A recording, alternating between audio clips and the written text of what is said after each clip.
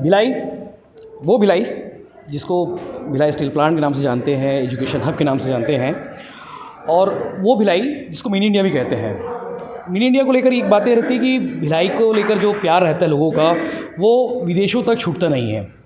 तो मेरे साथ जो मौजूद हैं जू शुक्ला जी, और इनके बारे में बता दूं कि सिंगापुर से हैं, दुर्ग से हैं, और भिलाई इसी जिस जगह पे खड़े हैं हम लोग, सेक्टर 10 स्कूल है भिलाई सीनियर सेकेंडरी स्कूल, यहाँ से पढ़ी हुई है, 89 बैच की हैं। आज वो 2 दिन के दौरे पर भिलाई पहुँची और हमने उनको पकड़ लिया। ठीक है दीदी, मैंने सही कहा? मैं इनको दीदी इसलिए बोल रहा हूँ क्योंकि मैं इनकी छोटा भाई जैसा हूँ, और हमेशा गाइड करती है, भिलाई टाइम्स को भी गाइड करती रहती है, हम सबको गाइड करती रहती है।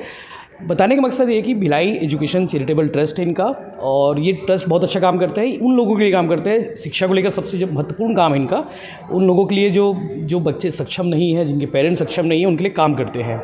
तो बात करते हैं, देरी नहीं करते। दीदी आपके हाथ में कुछ किताब भी है। जी जी, आज यहाँ जाकिर भाई मुझे मिले। ये न्यूज़पेपर में बहुत अच्छे आर्टिकल्स लिखते हैं, रिसर्च बेस्ड आर्टिकल्स लिखते हैं। तो ये किताब मैं बहुत दिनों से चाहती थी और मैं उनके पीछे पड़ी थी कि आप मुझे ये किताब गिफ्ट कीजिए। मैं खरीदूंगी नहीं। आप इसे पढ़ लेंगे तो भिलाई को तो जानते ही हैं, लेकिन और ज़्यादा अच्छे से जान जाएंगी। जी बिल्कुल, इसको पढ़ के मैं इसका रिव्यू ज़रूर भेजूँगी। तो ये मैं बहुत खुश हूँ कि मुझे आज ये किताब गिफ्ट मिली है। 2 दिन का दौरा रहा भिलाई का, छत्तीसगढ़ का दौरा रहा, क्या कुछ घूमे फिरे, और आज स्कूल कैसे अचानक?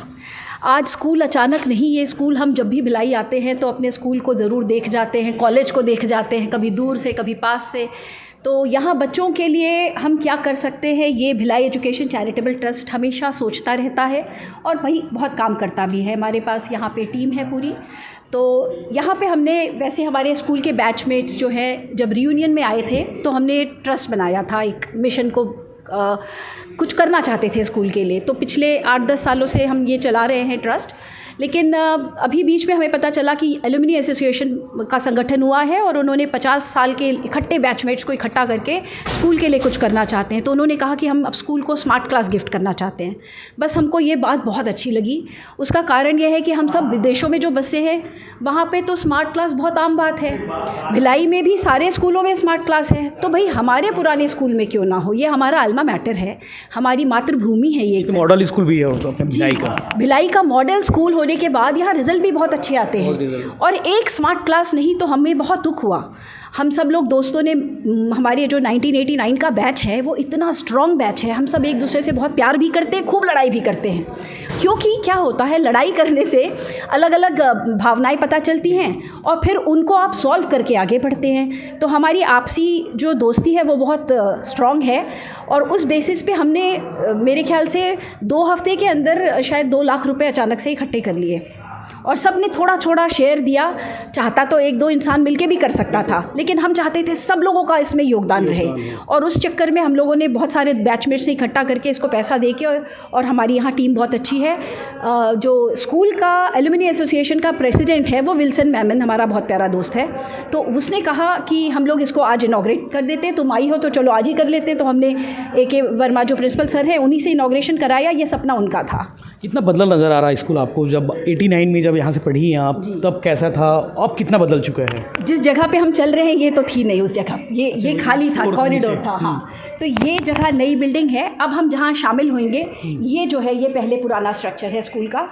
तो जो मेरी पहली क्लास थी वो इस वाली क्लास 9th और 10th हमने यहाँ फर्स्ट फ्लोर में बिताई है उस तरफ। और बिल्कुल बिल्डिंग वैसी की वैसी ही है।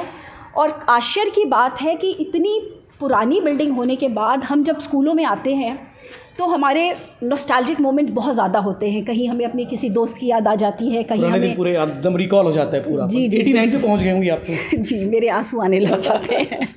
तो यहाँ पे पहला दिन बीता, पहले नए दोस्त मिले, क्योंकि सेक्टर 10 के स्कूल में जब आप आओ तो बहुत सारे स्कूलों से लोग आ जाते हैं। तो नए नए दोस्तियाँ हुई और फिर वो जीवन भर की दोस्ती हो जाती है। मतलब हमें स्कूल से पढ़े करीब लगभग 30 साल हो गया है। तो 30 सालों से ये दोस्ती चल रही है। इसीलिए आपका शिक्षा से इतना ज़्यादा लगाव रहता है कि आप 7 समंदर पार आपके दोस्त हो, चाहे आप हो, दूर में बैठे बैठे होकर वहाँ से मदद भेज देते हैं। मदद का ऐसा है भाई जब आपको खुद मदद की ज़रूरत होती है ना, तब आप दूसरों की मदद करते हैं। मदद आप समझेंगे जब, तब आपके जीवन में कोई खामियां हो या आप अपनी किसी दूसरों की जीवन बहुत अच्छा दिखता है, कोई बहुत सुंदर इंसान दिखता है, कपड़े अच्छे पहने दिख जाता है, तो अपन सोचते हैं इसके जीवन में सब बढ़िया चल रहा है। लेकिन हर इंसान के जीवन में कुछ ना कुछ दुख है, और अगर आप अपने उसी दुख को अपने सक्सेस का वजह बना लें तो वो बेटर होता है। तो जब मैं छोटी बच्ची थी तो मुझे लगता था कि अभी पुराने जूही को अगर मैं देखूं तो मुझे लगता है मुझे वहाँ ये गाइडेंस मिल जाता, मुझे वहाँ ये कोई टीचर मिल जाता, तो मैं ऐसी स्टूडेंट हो जाती। अब मैं इस बात को सोच के या तो रोऊं और या कुछ करूं। तो जब आपका दुख आता है आप उसको काउंटर कीजिए, समझ रहे हैं। अगर आपको कोई अच्छा दोस्त नहीं मिलता तो आप अच्छे दोस्त खुद बन जाइए। अगर आपको पढ़ाई नहीं मिलती तो आप लोगों को पढ़ाना शुरू कर दीजिए। बहुत बहुत बदलाव आ सकता है इस तरह से। अभी आप लोगों ने कोरोना काल में मैंने देखा कि बड़े बड़े जो पढ़ाने वाले जो एजुकेशन साइट है उनके सब्सक्रिप्शन आप लोगों ने दिलाया। 40-50 बच्चे मुझे याद है अनअकैडमी से आप लोगों ने सब्सक्रिप्शन लिया उन बच्चों का। तो इस कोरोना काल ने एक चीज़ तो सिखा दिया कि एक दूसरे की मदद करे बगैर हम आगे नहीं बढ़ सकते। बिल्कुल बिल्कुल। और ये भी सिखा दिया कि हमें बहुत चीज़ों की ज़रूरत नहीं है जीवन में। कपड़े जूते हमें कम से कम खरीदने चाहिए, किताबें ज़्यादा खरीदनी चाहिए, बिल्कुल है ना। जैसे हम ये किताब ले रहे हैं अपने हाथ में, आप भी यही काम करते हैं। आपका जर्नलिज्म मुझे बहुत पसंद है। कोशिश करते हैं बस अच्छा कर ले, बेस्ट कर ले। जी जी। तो अच्छी चीज़ों को दर्शाइए, जर्नलिज्म और मीडिया वालों का यही काम है। आई थिंक ये वाला मेरा क्लासरूम था, सेक्टर क्लास 9th और क्लास 10th का ई सेक्शन। तो हम अभी शायद आपका पहला दिन कैसा बीता था, थोड़ा एक्सपीरियंस करिए उस दौर में। पहला दिन और आज का पहला दिन तो काफ़ी अलग होगा। तो मैं आपको बताती हूँ, पहले दिन में ये हुआ था कि हम सब क्लास में थे और असेंबली में जाना था और हम लोग यहाँ पे लाइन में लग गए। तो मैं आके सबसे पहले खड़ी हो गई, क्योंकि क्लास 9th में जब मैं क्लास 8th में जब मैं थी तो मैं बहुत छोटी सी थी हाइट में। और जब मैं यहाँ हाइट में क्लास फर्स्ट में खड़े हो गई तो मेरे पीछे वाली ने मुझे धक्का दिया कि पीछे आओ। तो मैं पीछे जाते जाते जाते जाते जाते जाते मैं यहाँ पहुँच गई। मेरे आगे इतनी लंबी लाइन, आप पीछे चले गई और मेरी हाइट बढ़ गई थी। क्लास 8th और 9th के बीच में मेरी हाइट बढ़ गई थी। पापा लंबे हैं ना, तो मुझे पहली दिन की वो बात ज़रूर याद आती कि मुझे एकदम धक्का मार के पीछे कर दिया गया था। ऐसे बहुत सारे यादगार दिन आज याद आते हैं जब अपने पुराने स्कूल लौटो। तो दीदी भी आज 89 बैच की हैं, वो अपने पुराने स्कूल आई और आज उन्होंने डोनेट किया। इनका एक अच्छा ग्रुप भी है, ये एलुमनी ग्रुप जो है, और इनका जो Bhilai charitable education charitable trust है, ये काम वही करते हैं कि जिनकी मदद कर सकते हैं, जो अपने उससे नहीं हो पाता, जो सक्षम नहीं है, उनके लिए मदद के लिए हमेशा तैयार रहते हैं। तो एक एग्जाम्पल भी है बाकी लोगों के लिए, यहाँ ना रहकर भी वो यहाँ रहते हैं। जी। और मेरे वो मित्र बहुत प्यारे हैं और हम लोग सब अलग अलग हैं। एक ग्रुप है, कुछ 4-5 बड़े नाम है शायद। Abhay Pandey sir, IT Bhilai, IT Mumbai वाले हैं, जिनको 10 करोड़ उन्होंने डोनेट किया। जी जी। सिंगल सर उन्होंने 10 करोड़ केवल एक जगह नहीं दिया, उन्होंने 10-10 करोड़ 2 जगह डोनेट किया। एक उन्होंने आईआईटी बॉम्बे को डोनेट किया है, आईआईटी बॉम्बे बोला जाता है उसको, और दूसरा अशोका यूनिवर्सिटी को भी 10 करोड़ डोनेट किया है। अच्छा, क्यों दिए? क्यों दिए ये तो सवाल आपको अभय से करना पड़ेगा। उनकी न्यूज़ मैंने बनाई थी तो कुछ लोगों ने मुझसे सवाल किए, तो मैंने उनको बताया कि अच्छे काम के लिए देते हैं कि भाई चलो हमारी ओर से भी एक मदद हो जाए। तो एक रहता है, तो क्यूरियोसिटी थी लोगों के बीच में कि क्यों दिए। तो मेरे ख्याल से जितना मैं अभय को एज ए दोस्त जानती हूँ, अभय इस बात का खंडन कर सकते हैं अगर गलत लगा तो।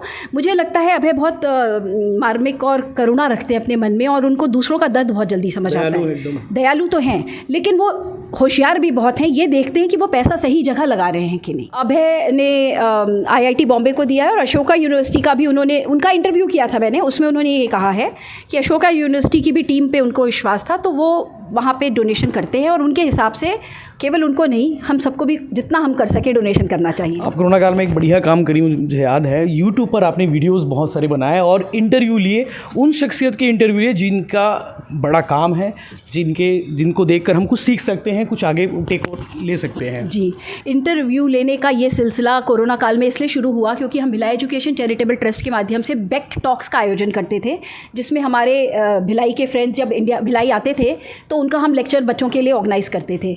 अब हमें लगा कोरोना में ये लेक्चर्स कैसे ऑर्गेनाइज होंगे, तो सिमीकरण, उनको 31st रैंक आया था, इतनी प्यारी लड़की हैं और वो इतनी बड़ी ओवरनाइट सेलिब्रिटी बन गई थी। तो उनसे मैंने कहा आप बच्चों को आईआईटी के बारे में एक जूम कॉल दीजिए। तो कहती मैडम आप मैम आप मुझसे जो है आईआईटी की जगह यूपीएससी का इंटरव्यू ले लीजिए।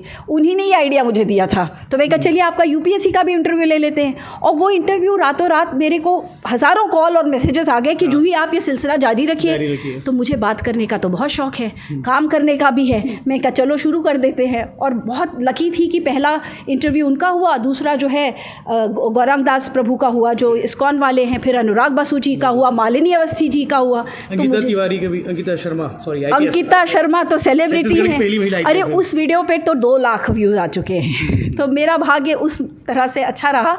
लेकिन मेरा मकसद, वो सारे लोग हैं जो भिलाई से हैं, भिलाई में पले बड़े हैं और भिलाई उनका घर है। तो मेरा मकसद यही था बच्चों तक मैसेज पहुंचाने का। मेरे बच्चों को भी वो इंटरव्यूज़ बहुत पसंद आए, प्रेरणा मिलती है उनसे जी, उनकी लाइफ को लेकर, वो कैसे आगे बढ़े, उन संघर्ष वो याद आते हैं, वो सब कुछ याद आते हैं उनको। जी, मैं एक दिन आपका इंटरव्यू भी लेना चाहूँगी। बिल्कुल दीदी, हम तैयार रहेंगे, अभी बहुत काम करना है। तो ये थी जूही शुक्ला जी, और वो 2 दिन के दौरे पर भिलाई पहुँची और अपना स्कूल आई, और स्कूल को देखकर वो भावुक हो गई और 89 के दौर पर चली गई थी। तो इस तरह की बाकी अपडेट्स और बाकी रोचक कहानी किस्से से जुड़े रहने के लिए देखते रहिए भिलाई टाइम्स। सब्सक्राइब जरूर करें। शुक्रिया।